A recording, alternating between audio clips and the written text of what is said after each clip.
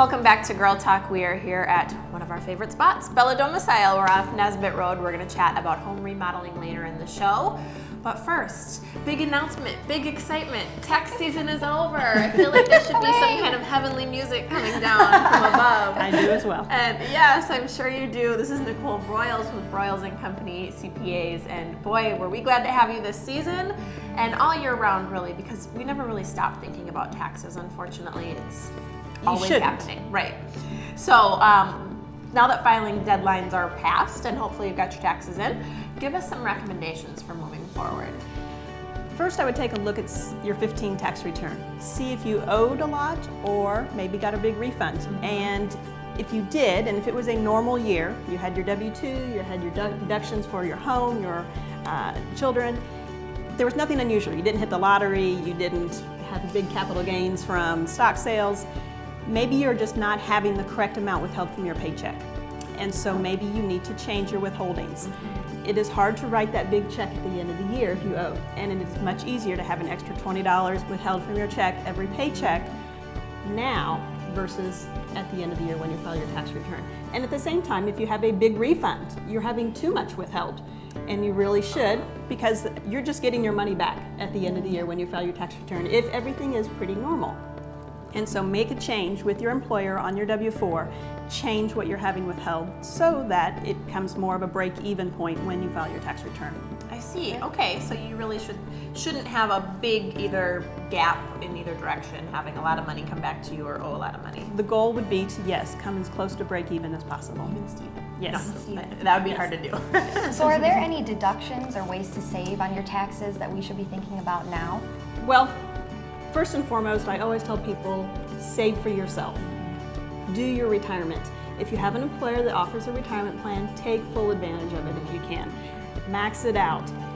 If you don't have access to a retirement plan through your employer, you can set up your own. You can have an individual retirement account of your own, a Roth, a traditional IRA account, where you put in an amount for your own retirement.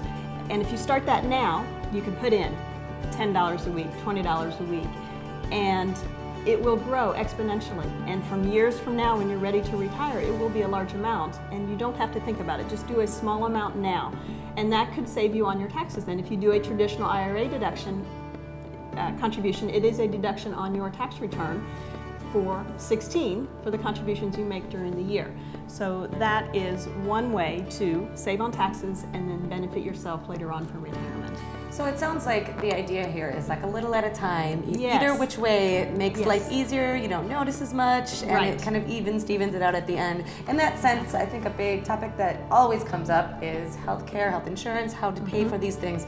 A little bit at a time for a health savings plan, I think is something you could tell us about now? Yes. Great. Health savings account is another way to have pre-tax dollars paying for your medical expenses. Wonderful. The health savings account is available to anybody who has a high deductible health plan, either through your employer or if you're self-employed, but you have to have a high deductible plan and you can't be on Medicare. Those are the two main qualifications for being able to open a health savings account. Okay.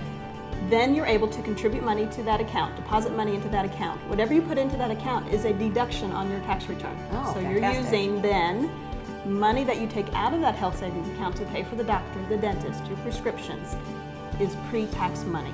Okay. Otherwise, if you use just after-tax money for medical expenses are a deduction, but most people can't get the benefit from them because they have to exceed a certain amount before they are actually deductible.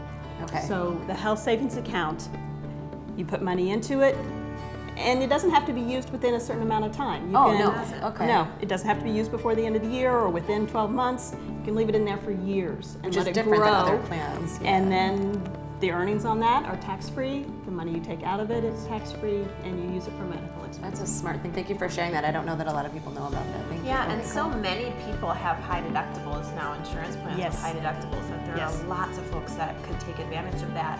And you're so smart to be thinking, because I am guilty of, at the end of the year, and I start doing taxes, I think about all the things I should have done throughout the year. But now's the time to think about this year and how you can save.